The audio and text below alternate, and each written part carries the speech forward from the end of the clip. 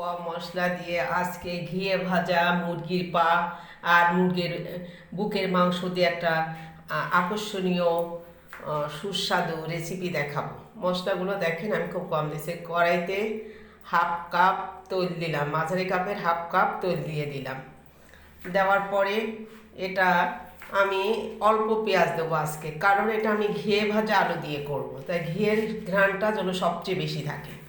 এবার মুরগির পাগুলো গরম পানি দিয়ে সিদ্ধ করে আমি আবার 1 কাপ গরম পানির মধ্যে দিয়ে একটা আপনার টেবিল চামচের 2 চামচ সিরকা দিলাম আর একটু লবণ দিলাম, দিয়ে ভালো করে চটকিয়ে মাখিয়ে নিচ্ছে। মুরগির পাগুলোর মধ্যে ক্যালসিয়াম, যাদের পা কামড়ায়, হাত পা গিরো কামড়ায়, তা ক্যালসিয়াম ঘাটতি করার জন্য মুরগির পাটা খুবই জরুরি। তো অনেকে হয়তো বা আপনারা জানেন না, এটা যে কোনো রকম যেন গন্ধ না আসে, যার কারণে আমি ওই যে সিরকা লবণ দিয়ে করলাম। আসলে গরুর ভুঁড়ি যদি যদি মানুষ খেতে পারে, মুরগির পার উপরে চামড়া ফেলে দিয়ে খাওয়াটা তো সেভাবেই। এবার বাটা মশলাটা আমি তৈলে ভেজে নিলাম। ভাজার পরে আমি তুলে দেখলাম যে এটা আমি উঠিয়ে রাখবো নাকি হচ্ছে এর মধ্যে মশলা দিয়ে মুরগির পাগুলো ভাজবো।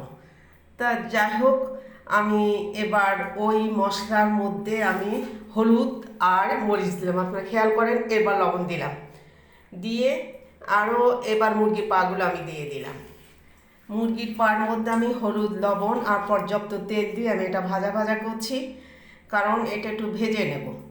ভাজা ভাজা করার অর্ধেকটা ভাজা হয়ে গেলে আমি তার মধ্যে একটু ভাজা জিরের গুঁড়া দিলাম, আর এখন আর কিছুই দিব না। এবার যখন সব হয়ে গেল, তখন এইবার মশলার গন্ধটা দূর করার জন্য শুধু তখন তেল দিয়ে ভাজলাম।